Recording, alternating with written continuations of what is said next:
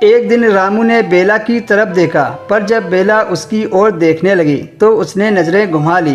पर धीरे धीरे बेला समझ गई थी कि रामू उससे प्यार करता है, क्योंकि यह लड़कियों का स्वभाव होता है कि वे मर्द की पहली नज़र देखकर ही भांप लेती हैं कि सामने वाला उससे क्या चाहता है। रामू का ज़मीर इस बात की गवाही नहीं दे रहा था कि वह अपनी दिल की बात बेला से कैसे कहे।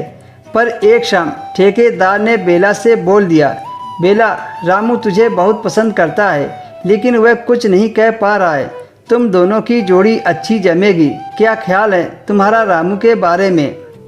दरअसल बेला और रामू दोनों मजदूरी का काम करते थे, जो ठेकेदार के अंडर में थे। वैसे तो ठेकेदार के पास कई सारे मजदूर थे, पर बेला और रामू दोनों खास थे। उन दोनों की चढ़ती जवानी कहर ढा रही थी। ठेकेदार से मुंह से रामू के बारे में बात सुनकर बेला शर्माते हुए वहां से चली गई। ठेकेदार समझ गया कि बेला भी अंदर ही अंदर रामू को पसंद करती है। अगर ऐसा ना होता तो वह इन बातों से बुरा मान गई होती। अब बेला रामू के चाल चलन पर ध्यान देने लगी। सीधा साधा लड़का किसी और मजदूर औरत से ज़्यादा बात नहीं करता था, इसलिए वह मन ही मन उससे प्यार करने लगी। वह रोज़ाना सुबह उठकर नहा लेती और साफ़ सुथरे कपड़े पहनती। जिस दिन रामू को नहीं देखती तो वह बेचैन हो जाती थी। रामू भी समझ गया था कि बेला भी उससे प्यार करने लगी है। अब रामू उस इंसान से झगड़ा करने लगा जो बेला के बारे में गलत बोलता था। रामू ठेकेदार का चाहता और विश्वास पात्र मजदूर था।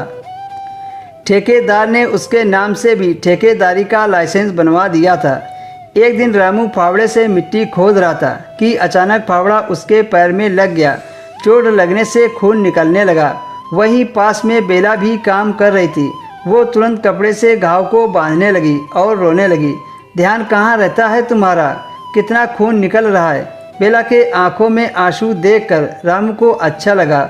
उसने बेला को सीने से लगा लिया और वहीं धीरे से बेला के होंठों पर किस कर लिया।